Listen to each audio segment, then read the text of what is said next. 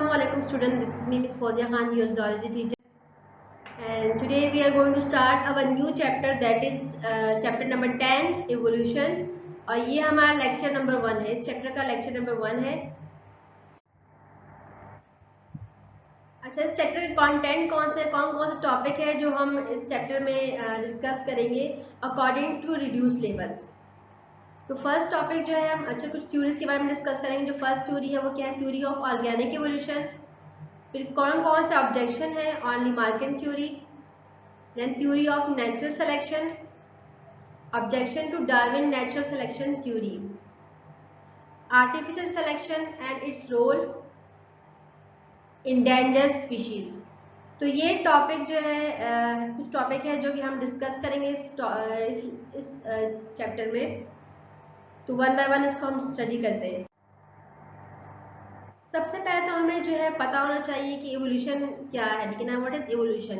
So definition अगर हम इसकी देखें तो evolution is the change in the characteristic of a species over several generation and depend on the process of natural selection. Evolution क्या है? किसी भी स्पीशीज में के कैरेक्टरिस्टिक में चेंज आना। Species means a group of organisms which can interbreed with each other and can produce a fertile organism। ऐसे group organism का जो आपस में इंटरब्रीड कर सके और उनसे आगे जो है रिप्रोडक्शन के तौर पर जो है फर्टाइल और जो ऑस्प्रिंग है वो डेवलप हो सके, तो उसको हम स्पीशीज कहते हैं। तो किसी भी स्पीशीज में, किसी भी ऑर्गेनिज्म में उसकी कैरेक्टरिस्टिक में चेंज आना बहुत से जनरेशन गुजरने के बाद जो है उसको हम कहते हैं इवोल्यूशन, मतलब चेंजिंग आना, ठीक है ना। अगर हम बुक के लिहाज से देखें कि बुक में आपकी जो डेफिनेशन लिखी हुई है, तो the word evolution refer to the gradual development of something. जो एवोल्यूशन का मतलब है वो क्या है? किसी भी चीज़ का जो है स्लोली ग्रेजुअली जो है इसमें इसकी डेवलपमेंट में चेंज आ रहा है, ठीक है ना। डेवलपमेंट जिसे हम पहले डिस्कस कर चुके हैं कि ऑर्गेनिज्म की डेवलपमेंट होती है बिफोर बर्थ, ठीक है ना। बर्थ से पहले जितनी भी डेवलपमेंट होती है तो उसको जितनी भी उसकी जो उसमें चेंजिंग आती है उसको हम डेवलपमेंट कहते हैं। आफ्टर बर्थ जो है उसकी ग्रोथ होती है, डेवलपमेंट उसके बाद नहीं होती, उससे पहले डेवलपमेंट होती है। तो डेवलपमेंट किसी भी चीज़ की डेवलपमेंट में ग्रेजुअली चेंज आना उसको हम कहते हैं एवोल्यूशन। एवोल्यूशन जैसे एग्जांपल में एवोल्यूशन ऑफ अर्थ की एवोल्यूशन हुई है, जैसे कि अर्थ में चेंजिंग आई है। जैसे कि अर्थ जो है दो पार्ट में डिवाइड है कि लैंड एंड वाटर जो है। उसके बाद जो है जो लैंड पार्ट है वो 7 कॉन्टिनेंट में डिवाइड है, ठीक है ना। तो ये बिलीव किया जाता था कि पहले जो अर्थ है एक पूरा एक कंप्लीट जो है एक सिंगल पीस था, फिर उसको जो है कॉन्टिनेंट में आहिस्ता आहिस्ता इसमें एवोल्यूशन हुई और उसको जो है कॉन्टिनेंट में जो है डिवाइड किया गया। तो ये है अर्थ की एवोल्यूशन। सेम ऐसी जो है एवोल्यूशन ऑफ मैन, जिस अकॉर्डिंग टू साइंस जो बिलीव किया जाता है कि जो आज का मैन है वो जो दुनिया में आया था तो वो इस तरह नहीं था। अकॉर्डिंग टू साइंस वो इसी शक्ल में नहीं आया था, मतलब इसी जो उसकी फीचर है, जिसके इसके पार्ट्स ऑर्गन्स वगैरह है, इनके साथ नहीं आया था, उसमें कुछ चेंजिंग आई है। तो ये क्या है? Evolution of man. इस तरह एवोल्यूशन ऑफ प्लांट्स। तो ये तमाम चीज़ें जो है एग्जांपल है एवोल्यूशन ऑफ एवोल्यूशन की कि कैसे कैसे मीन्स में क्या कैसे एवोल्यूशन आया है। Organic evolution, what is organic evolution? ठीक है ना। तो एवोल्यूशन वो एवोल्यूशन जिसमें प्लांट्स और एनिमल्स, ठीक है ना, तो हम पढ़ते हैं, ठीक है, उसको बोलते हैं ऑर्गेनिक एवोल्यूशन। प्लांट्स में क्या चेंजिंग आई है, एनिमल्स में क्या चेंजिंग आई है, उनकी चेंजिंग में प्लांट्स और एनिमल की चेंजिंग को हम एक साथ कहते हैं एवोल्यूशन, ऑर्गेनिक एवोल्यूशन। क्योंकि एवोल्यूशन के कॉन्सेप्ट को समझाने के लिए जो है काफ़ी साइंटिस्ट ने जो है थ्योरीज कुछ दी, एवोल्यूशन के बारे में कुछ डिस्कशन की और थ्योरी दी, और वो थ्योरी जो है उन पर कुछ ऑब्जेक्शन भी हुए, ठीक है ना। तो हम उन थ्योरीज को डिस्कस करेंगे। उन थ्योरीज को कहते हैं theories of organic evolution. Organic evolution क्या है? ऑर्गेनिक एवोल्यूशन जैसे हम पहले डिस्कस कर चुके हैं कि plant evolution of plants and animal को हम ऑर्गेनिक एवोल्यूशन कहते हैं। तो इन theories के according species are not immutable but once life appear on the earth it slowly evolved। जैसे ही कोई भी organism जो है अर्थ पर आया उसमें स्लोली इवोल्यूशन हुई, स्लोली चेंजिंग हुई, तो आज का जो ऑर्गेनिज्म है वो स्लोली इवॉल्व होके जो है आज का ऑर्गेनिज्म डेवलप हुआ है। A species may slowly have changed into a new species। कोई भी स्पीशीज जो है वो स्लोली उसमें चेंजिंग आके जो है एक न्यू स्पीशीज जो है फॉर्म हुई है।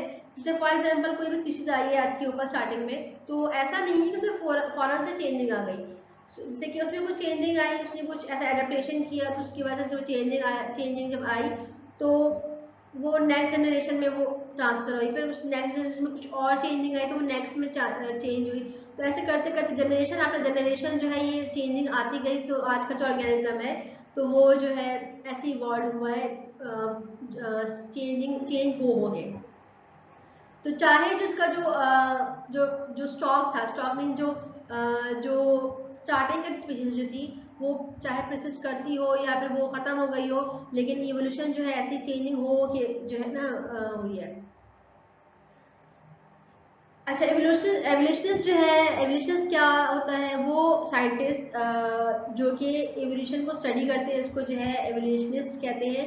बिलीव करते हैं कि एवोल्यूशन जो है, जो पास्ट में एवोल्यूशन स्टार्ट हुई थी वो आज तक चलती हुई आ रही है, मतलब आज के जो ऑर्गेनिज्म है फर्दर भी इसमें एवोल्यूशन होती रहेगी जब तक लाइफ है, लेकिन इसमें चेंजिंग आती रहेगी। जो कॉन्सेप्ट है इन थ्योरीज का वो ये है कि ऑर्गेनिज्म जो है, कि जो आज के लिविंग ऑर्गेनिज्म है वो चेंज है बिल्कुल जो पास्ट के ऑर्गेनिज्म के थे, जो मतलब जो पास्ट में जो प्रीवियस ऑर्गेनिज्म थे, जो कोई भी स्पीशीज थी और लिविंग ऑर्गेनिज्म की, वो अगर उनको हम कंपेयर करें आज के ऑर्गेनिज्म से तो ये बिल्कुल चेंज है। क्यों चेंज है? क्योंकि इसमें इवोल्यूशन चेंजिंग आती गई है, और जो फिर बहुत से जनरेशन जो है गुजरने के बाद, बहुत से चेंजिंग गुजरने के बाद जो है आज का जो लिविंग ऑर्गेनिज्म है वो बना है। इसकी एग्जाम्पल सेम ऐसा ही है एवोल्यूशन की, कि स्टार्टिंग में टेलीफोन चलते थे, ठीक है ना, टेलीफोन चलते थे तो जो वायर वाला टेलीफोन था, फिर उसके बाद जो है मोबाइल आए, चेंजिंग हुई, मतलब मोबाइल भी ऐसा था कि सेम फंक्शन उसका था, लेकिन उसमें वायर यूज़ नहीं करते, उसमें बैटरी सिस्टम आ गया। फिर जो स्टार्टिंग का मोबाइल था वो एक डब्बा टाइप का मोबाइल था, उसमें कुछ सिर्फ एक कॉल होती थी, एक मैसेज, सिंपल मैसेज होते थे, उसके अलावा उसमें कुछ नहीं होता था। फिर उसके बाद जो है नेक्स्ट ईयर जो मोबाइल, दूसरा मोबाइल आया उसके बाद, तो उसमें ये था कि मैसेज के साथ साथ एमएमएस, जो कि कुछ इमोजीज वगैरह भी सेंड कर सकते थे, ठीक है ना। ऐसे इसमें फर्दर चेंजिंग आई, फर्दर रिवोल्यूशन हुई, इसमें नया मोबाइल आया, तो उसमें जो है मतलब आज के जो मोबाइल है इसमें एंड्रॉयड मोबाइल जो है उसमें कितने फीचर है, वो तमाम फीचर जो है पास्ट के मोबाइल में नहीं थे, ठीक है ना। तो ये चेंजिंग आई है मोबाइल की इसमें, तो ये क्या है, ये जो एडवांस मोबाइल आजकल आ रहा है, ठीक है ना, ये सब चेंजिंग जो एवोल्यूशन है ये एवोल्यूशन है। तो चाहे वो जो अब डब्बे वाला मोबाइल वो मिलता भी नहीं होगा शायद, मे भी बहुत कम जो पुराने रखे होंगे वही मिलते होंगे, लेकिन ये चाहे वो नहीं है, लेकिन उससे इवॉल्व होके चेंजिंग हो के आज का मोबाइल जो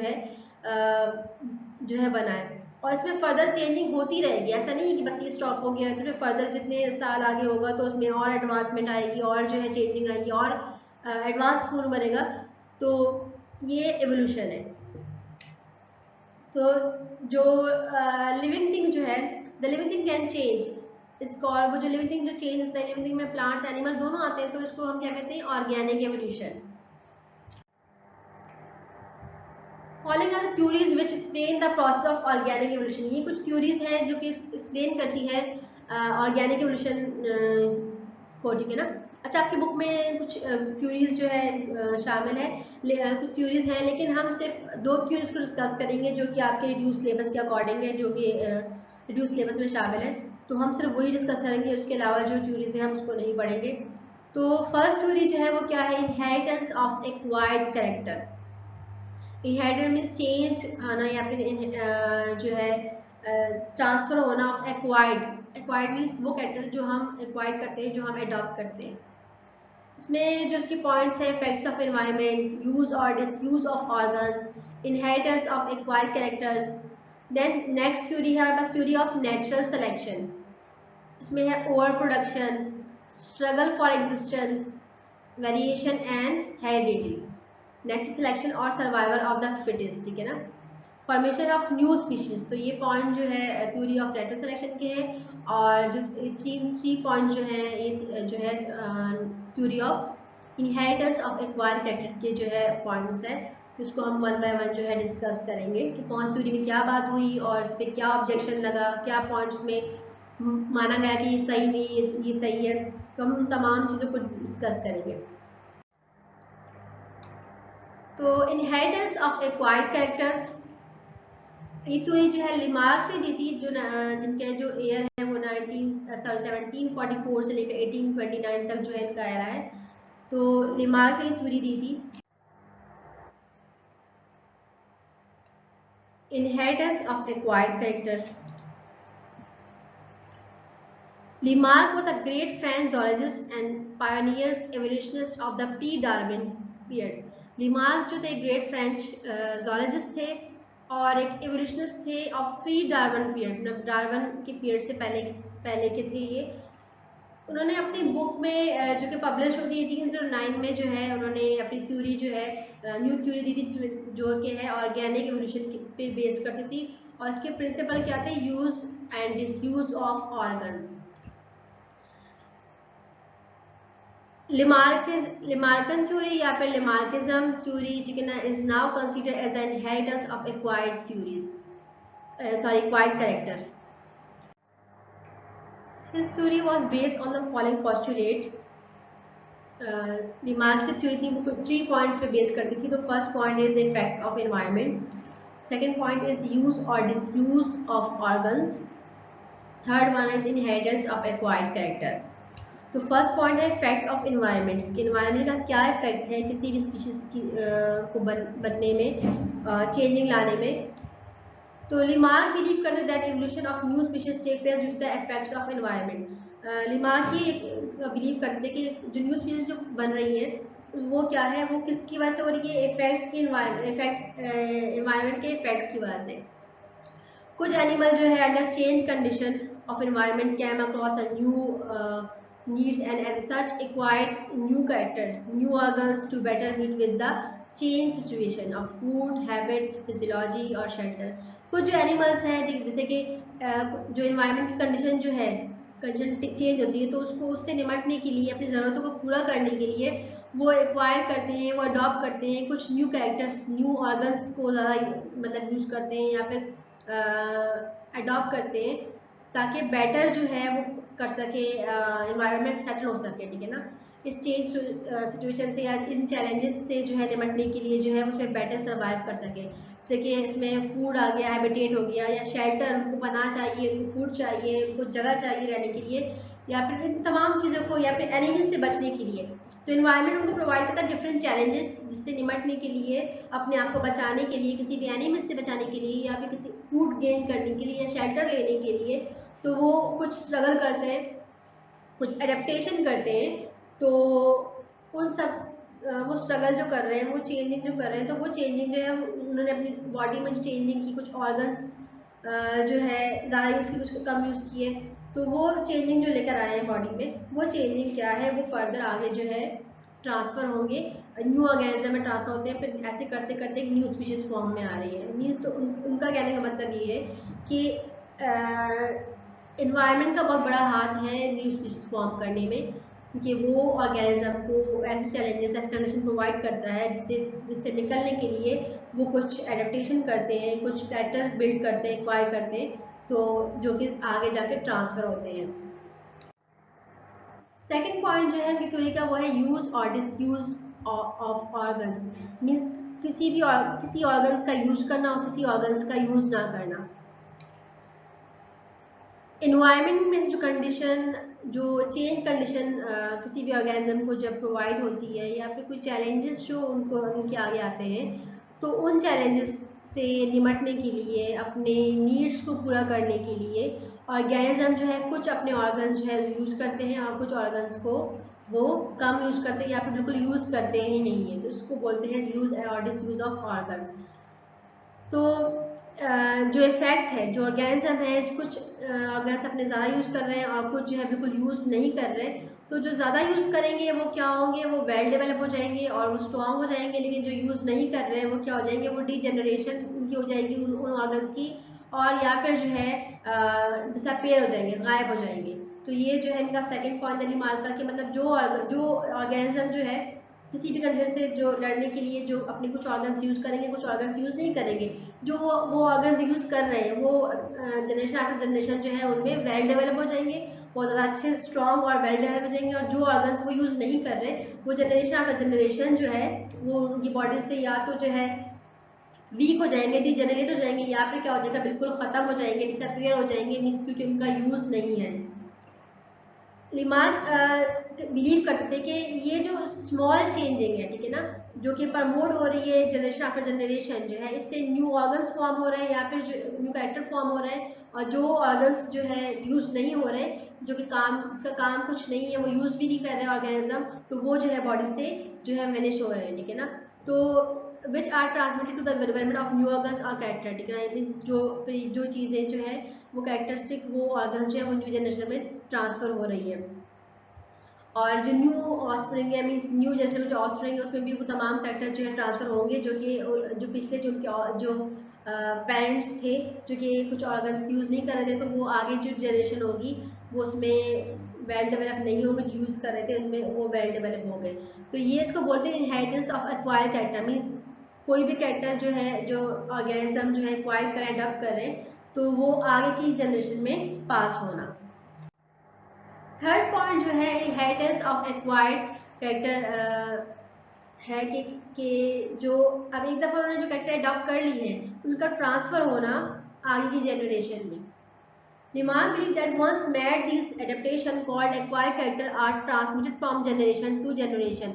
रिमार्क ये बिलीव करते थे कि एक दफ़ा जब चेंजिंग आई, मीन्स इन्वायरमेंट का इफेक्ट हुआ, और इसके अलावा जो है ऑर्गेनिज्म उस एनवायरमेंट के इफेक्ट के बाद जो है उन्होंने कुछ ऑर्गन्स को यूज़ करना स्टार्ट किया, कुछ को डिसयूज करना स्टार्ट कर दिया, फिर वो कैरेक्टर जो है आगे की जनरेशन में पास हो गए। मीन्स एक दफ़ा चेंजिंग जो आई उनकी बॉडी में, जो एडेप्टेशन जो हुई, ठीक है, उसको हम कह रहे हैं एक्वायर कैरेक्टर। फिर ये कैरेक्टर जो आगे ट्रांसमिट हुआ जनरेशन आफ्टर जनरेशन, तो इसको कहते हैं inheritance of acquired characters.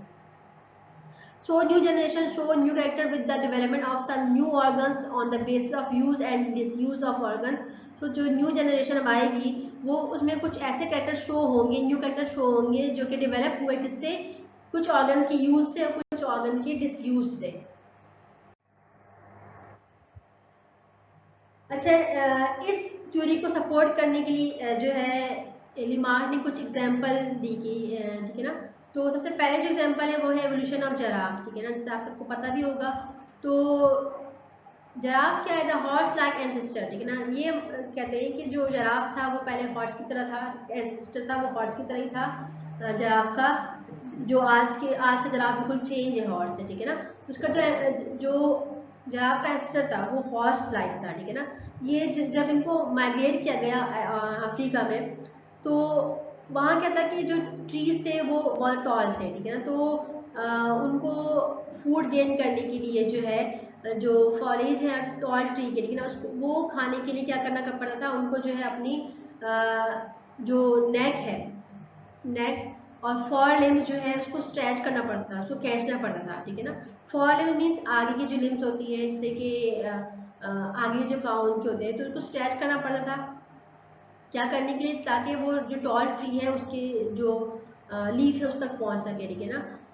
restricted to an increase of in length of those parts में क्या हुआ कि जब वो लगातार वो स्ट्रेच करते रहे अपने नेक को, अपने फोर लिम्स को, तो क्या हुआ कि उनके जो वही पार्ट है वो क्या हुआ, उनकी इंक्रीज हो गई उनकी लेंथ में, ठीक है ना।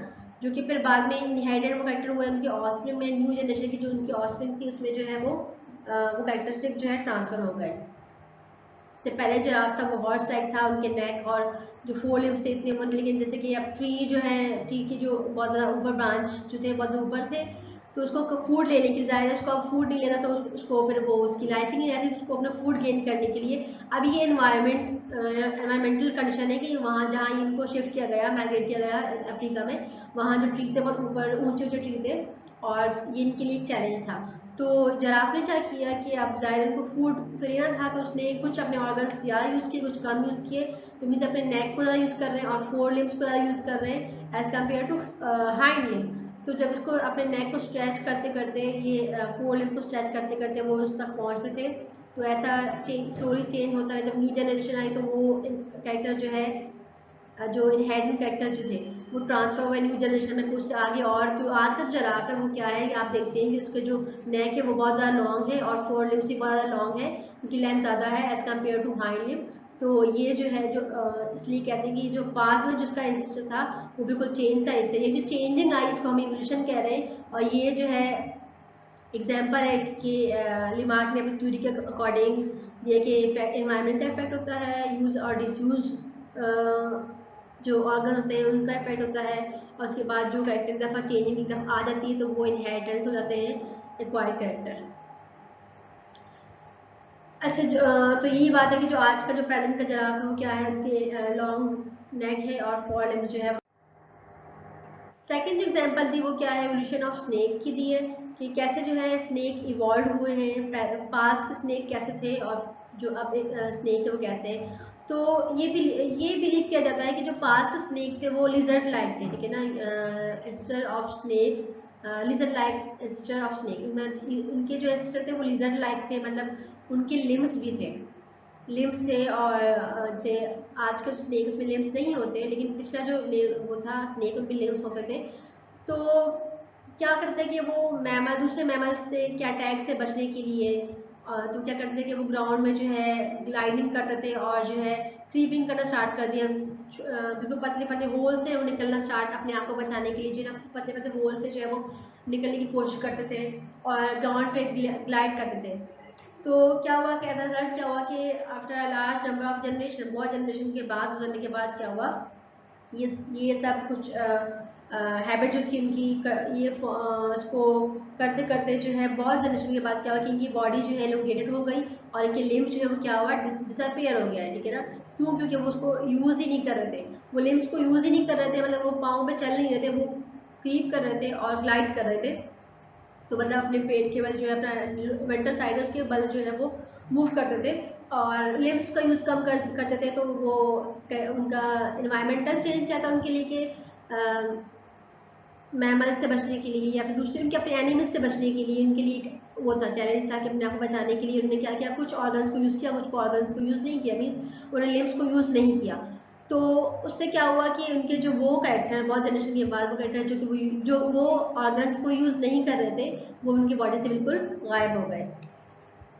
तो लिमार्क ने जो है एक दूसरी एग्जांपल ये दी कि एवोल्यूशन से केवी जो है प्लांटलेस बर्ड है।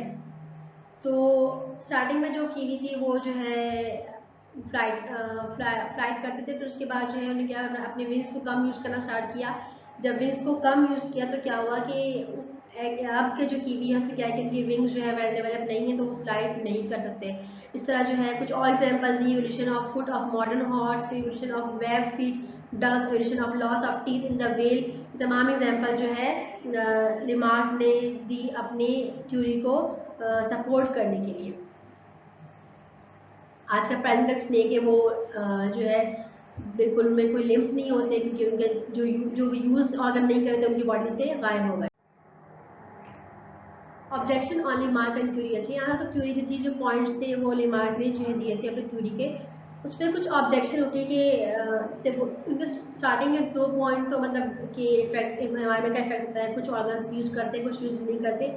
लेकिन जो कह रहे हैं कि जो कैरेक्टर एक्वायर्ड कर ली है वो ट्रांसफर होते हैं, उस पर कुछ ऑब्जेक्शन हुआ उनके थर्ड पॉइंट के ऊपर कि ऐसा नहीं है कि जो कैरेक्टर कोई अडॉप्ट करता है तो वो आगे ट्रांसफर होता है। वो जो ऑब्जेक्शन थे वो कौन कौन से हम डिस्कस करते हैं। तो फर्स्ट जो पॉइंट है वो है mutation as a result of accident और डिजीज आर नॉट इनहेरिटेड।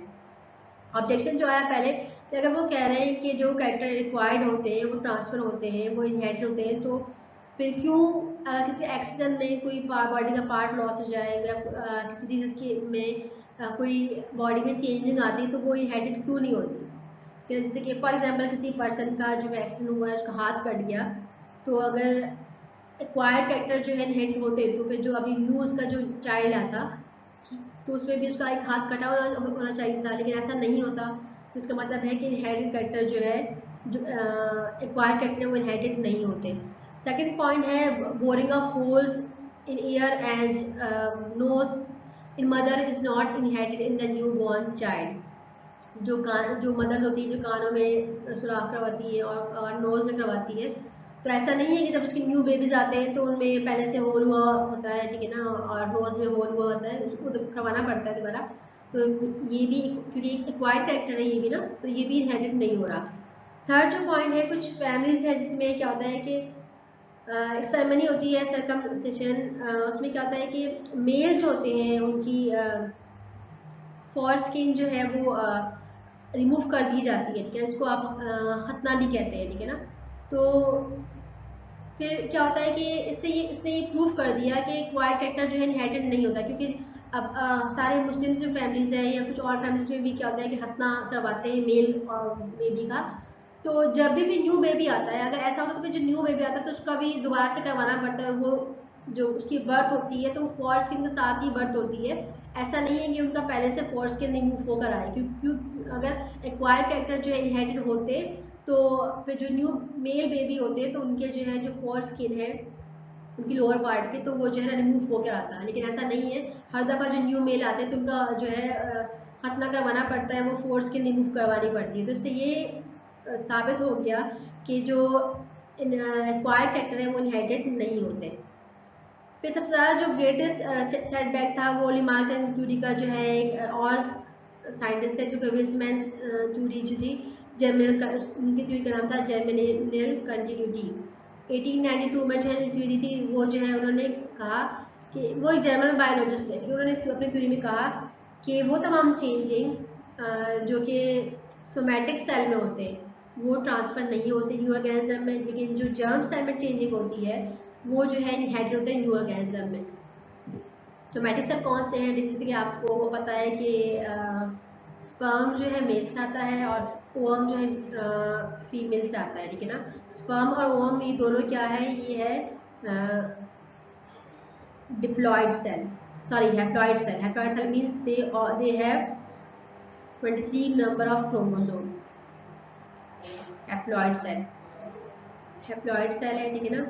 अच्छा, फिर जब ये कम आपस में फ्यूज होते हैं तो फर्टिलाइजेशन होती है और जायगॉट फॉर्म होता है। जायगॉट जो होता है डिप्लॉयड सेल होता है, मीन्स इसमें क्या होता है 20 डिप्लॉयड सेल, इसमें जो है 23 प्लस 23 46 क्रोमोसोम होते हैं, तो इसको हम जर्म सेल कहते हैं। ये जो है जर्म, स्पर्म एंड ओवम जो है वो जर्म सेल है। और इसके अलावा जो जितनी भी बॉडी के सेल हैं उसको बोलते हैं सोमैटिक सेल, जैसे कि लिवर सेल है, ब्रेन सेल है, सारे सेल है, ठीक है ना, ये सारे स्किन सेल है, सारे सेल जो है सोमैटिक सेल है। और स्पर्म एंड ओवम जो है ये क्या है, ये जर्म सेल है। तो वो चेंजिंग जो कि सोमैटिक सेल में चेंजिंग आती है, मीन्स बॉडी किसी भी और सेल में चेंजिंग आती है, तो वो इनहेरिटेड नहीं होती अकॉर्डिंग टू वेस्टमैन थ्योरी, ठीक है ना। लेकिन जो वो चेंजिंग जो कि जर्म सेल में आती है, जो स्पर्म या ओवम में कोई चेंजिंग आती है, तो वो जो है न्यू जनरेशन में, क्योंकि उसे एक न्यू ऑर्गेनिज्म बनना होता है, तो उसमें उसमें वो ट्रांसफ़र होगी। तो ये जो है वेस्टमैन थ्योरी ने इसका सेटबैक दिया। तो ये थे ऑब्जेक्शन जो कि लिमार्क थ्योरी के ऊपर आए और उस थ्योरी को हम डिस्कस कर दिया। This is all about today's lecture. इंशाल्लाह नेक्स्ट क्लास में जो है हम जो सेकंड थ्योरी है उसको डिस्कस करेंगे। तो तब तक के लिए अपना बहुत सा ख्याल रखिएगा। Thank you so much and Allah.